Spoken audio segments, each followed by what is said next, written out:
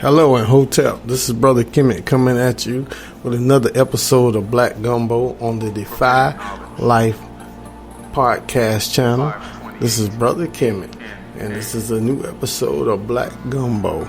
You guys can reach me at blaquegumbo@gmail.com. That's BLAQUE gumbo at gmail.com. Now you know what we do. We're going to stir the pot up. And we mix and stirring it up, and the name that we come out with is Dr. Carter G. Woodson. Dr. Carter G. Woodson. This brother here was born in the early 1800s, and what the brother did, man, was amazing. He was pretty much a juggernaut for black history. He is the force behind what we know today as Black History Month. But Black History Month wasn't always Black History Month, so we're going to dive in a little bit to his background to see how this thing came about. When young Carter G, he was born from both his mother and father was born into slavery, so he was the seventh out of 9 siblings that came along. And they lived, I think they originated in Canton, Virginia, and at some point, they ended up moving to West Virginia, and he was able to attend a high school called Frederick Douglass High. And the brother went on from Frederick Douglass High. He went on to Berea College to get his bachelor's, and he went on to the University of Chicago to get his master's. And after that, the brother went to Harvard and got his doctorate in science.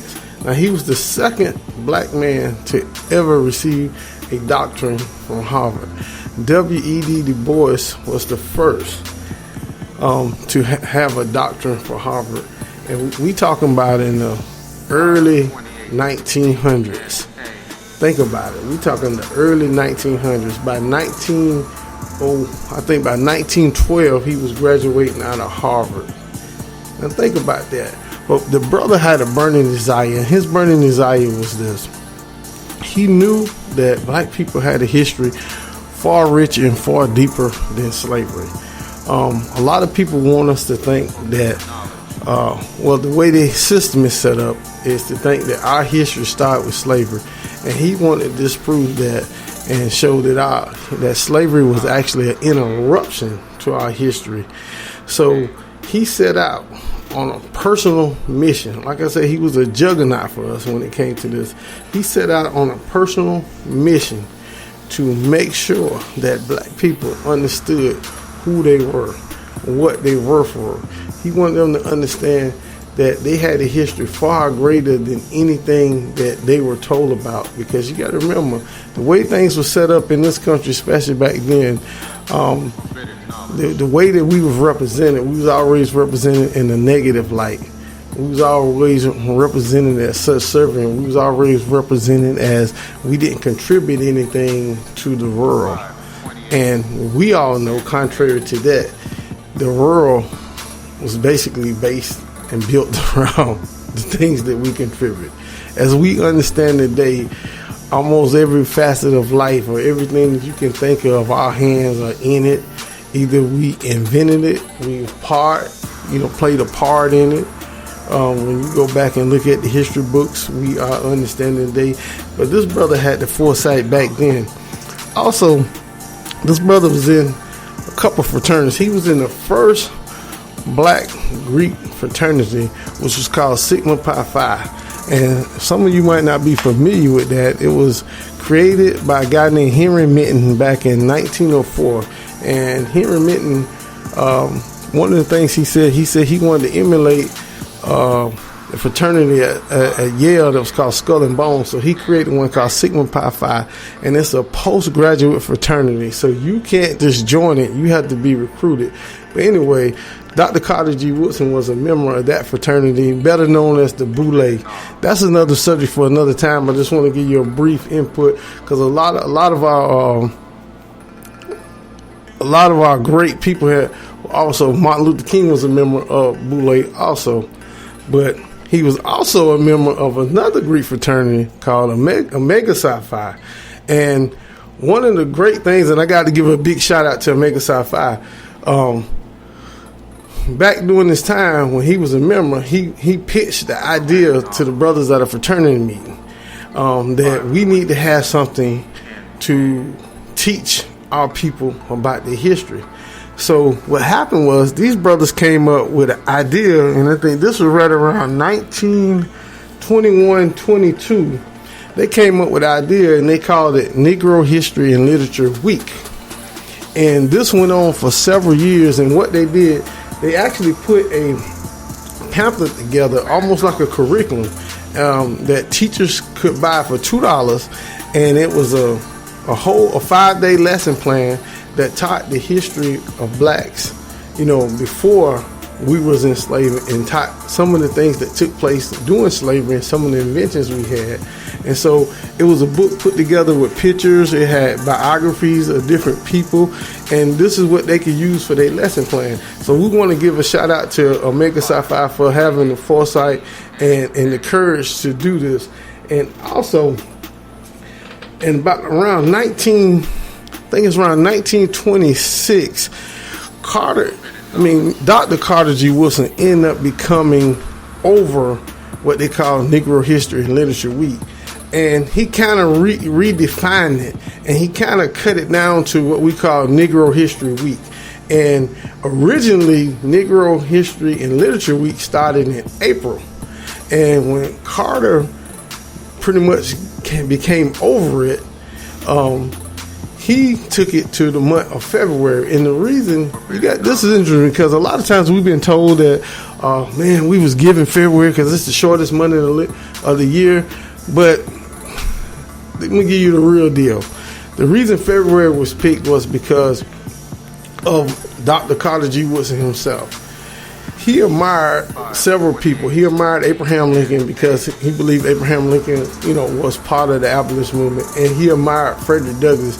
And both of these guys had birthday in the month of February, and so that's why February was significant. And also, there's another big significance for him, February, because that was February the 3rd, 1870, was the month in time that the 15th Amendment was passed, which gave black men, not all black people, but gave black men the right to vote.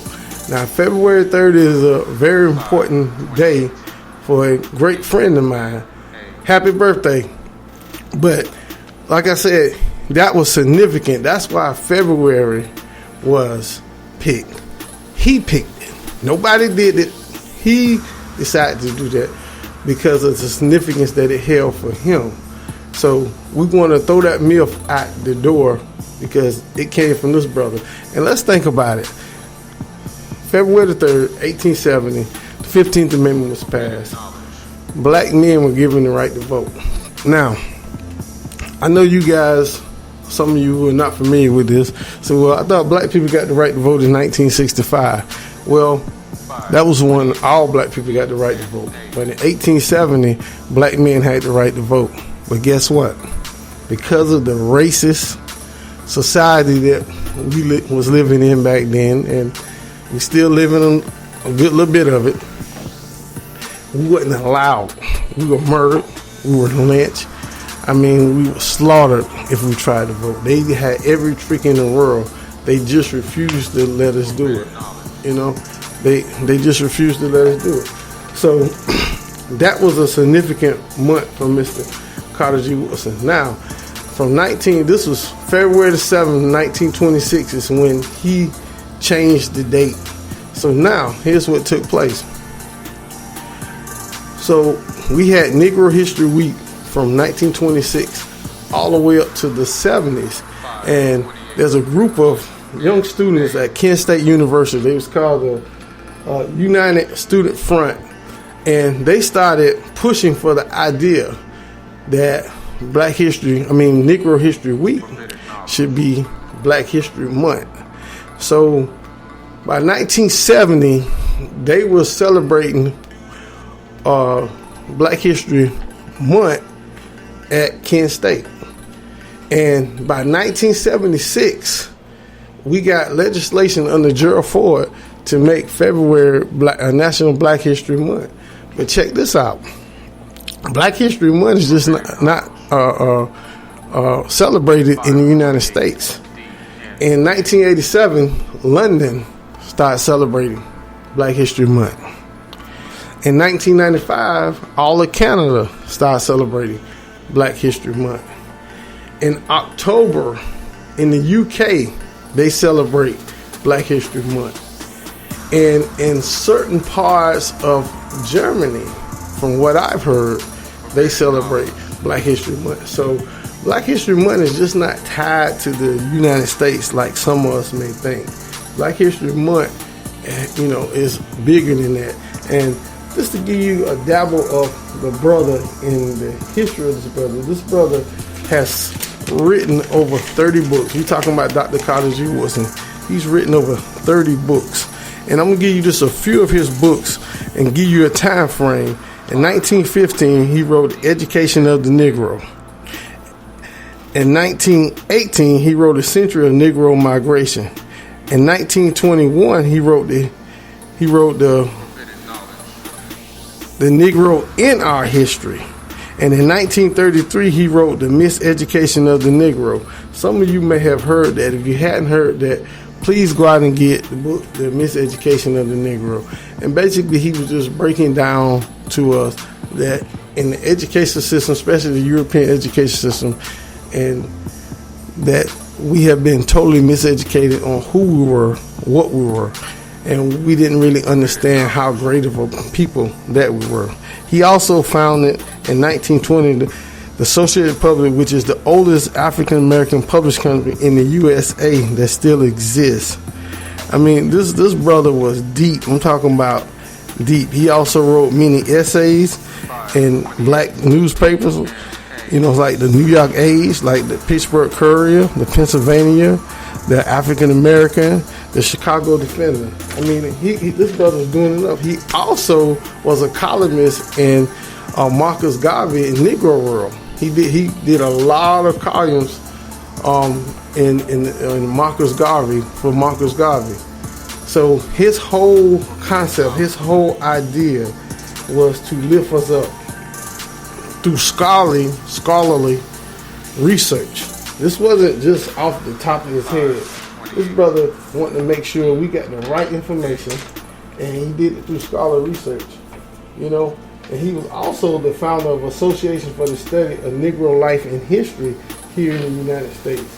I mean, this brother, he basically married his work.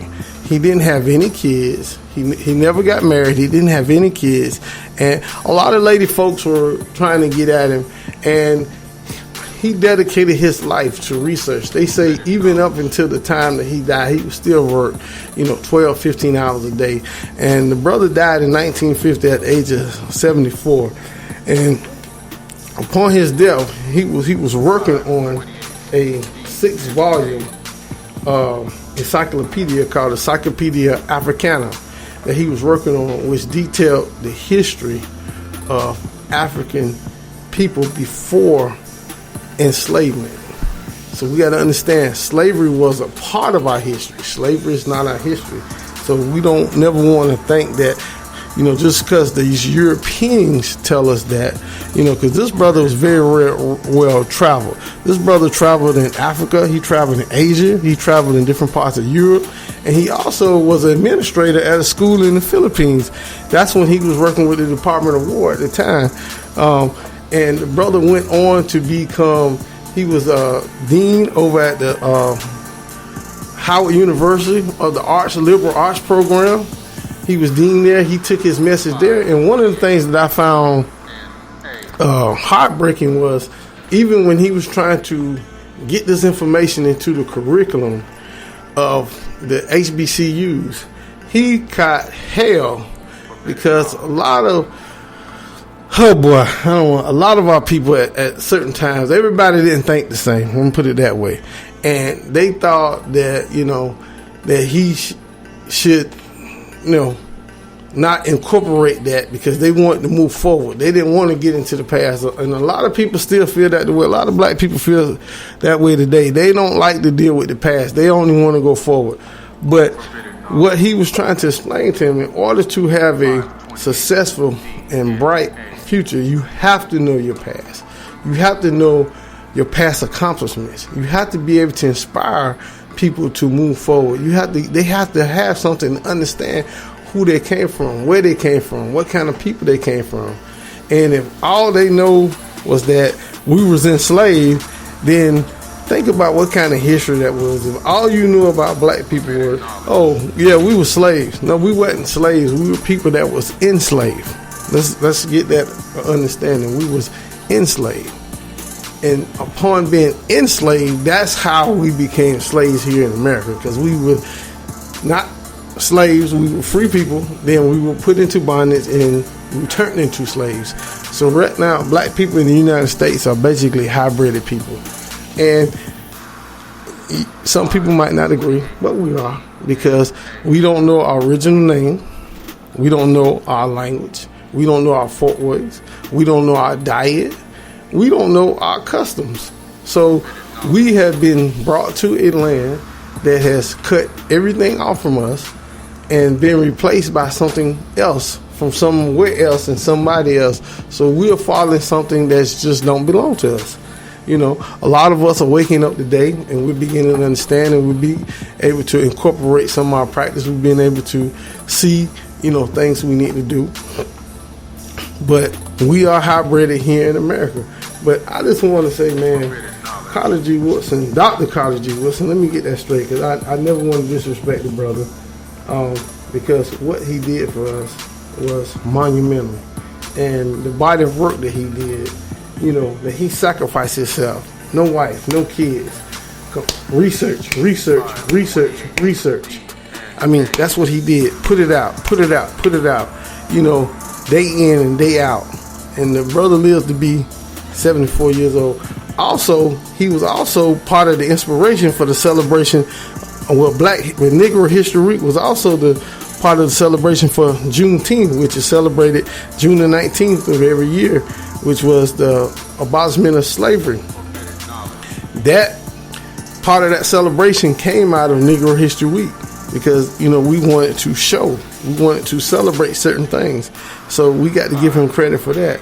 And like I said, I want to give a shout out to Omega Psi for having the foresight to be able to work with the brother with the idea that he had, and the fact that they decided to do something about it.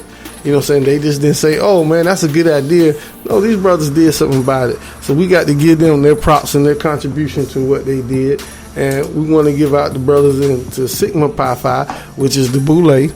We're going to talk about them one day. Because we're going to get into a little bit about the history, but we're going to give them a shout out, because Dr. Carter G. Woodson was a member. We also understand Martin Luther King was a member. So we want to give a shout out to them.